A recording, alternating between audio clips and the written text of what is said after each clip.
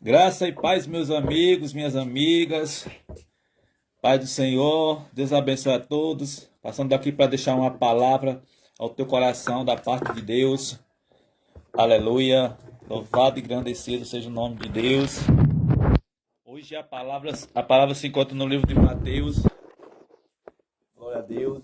Mateus.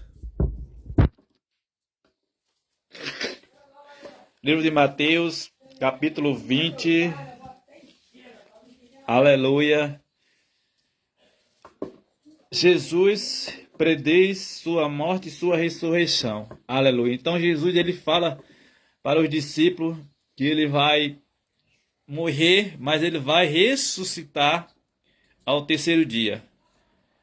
E hoje eu creio, que Jesus ele está vivo no meio de nós. E que Jesus é o ressuscitado e que ele vai vir buscar a sua igreja. Até porque os sinais que ele falou que aconteceria estão acontecendo. As profecias bíblicas, suas palavras estão acontecendo no mundo inteiro.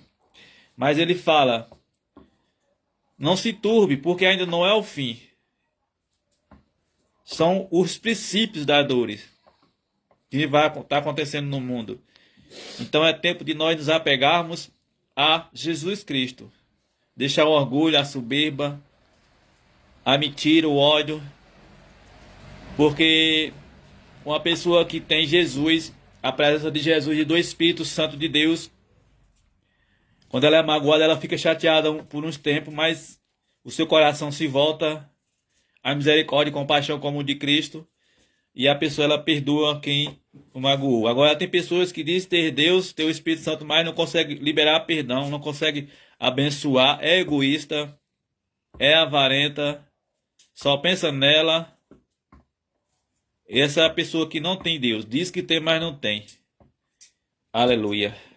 A palavra de hoje ela se encontra no livro de Mateus, capítulo 20, versículo 17. E subindo Jesus a Jerusalém, chamou à parte os seus 12 discípulos.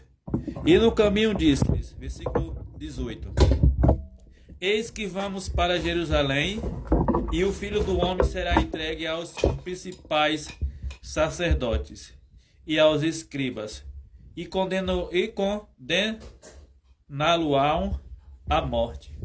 Versículo 19: E o entregarão aos gentios para que nele escarneçam e açoite crucifiquem, e ao terceiro dia ressuscitará.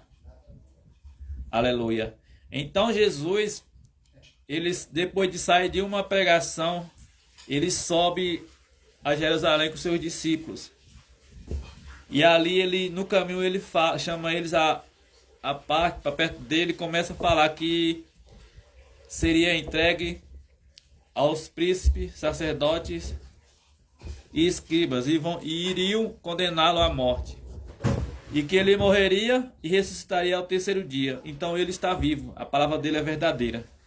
E nós temos que crer no Jesus vivo, mergulhar de cabeça, sem dúvida, mas com certeza de que quando nós orarmos a ele, ele escuta e ouve. E ele nunca deixa a gente só. A gente se acha só, mas na verdade a gente não está só porque ele está conosco. No versículo 19 ele fala: E o entregarão aos gentios para que dele escarneçam e açoite e crucifique, e ao terceiro dia ressuscitará. Então ele foi escarnecido por você, ele foi machucado, maltratado, desprezado, e muitas das vezes você não acredita nele. Muitas das vezes você vê pregações falando da sua volta, da sua ressurreição, mas você não acredita. Muitos vão ser pegos de surpresa. Pessoas que estavam dentro da igreja, mas que não vão subir para os céus porque não creram. Ouviram a palavra, mas não acreditaram. E Jesus falou o tempo todo, a vida toda para essas pessoas. No versículo 20: Então se aproximou dele a mãe dos filhos de Zebedeu, com seus filhos, adorando-o e fazendo-lhe um pedido. Versículo 21. E ela disse-lhe: Que queres? E ele disse: Que queres? Ela respondeu: Dizei que estes meus 2 filhos se assente, um à tua direita e outro à tua esquerda teu reino. Versículo 22. Jesus, porém, respondendo, disse: Não sabeis o que pedis. Podeis vós beber o cálice que eu hei de beber? E ser batizado com o batismo que eu sou batizado? Diz-lhe eles: Podemos. Versículo 23.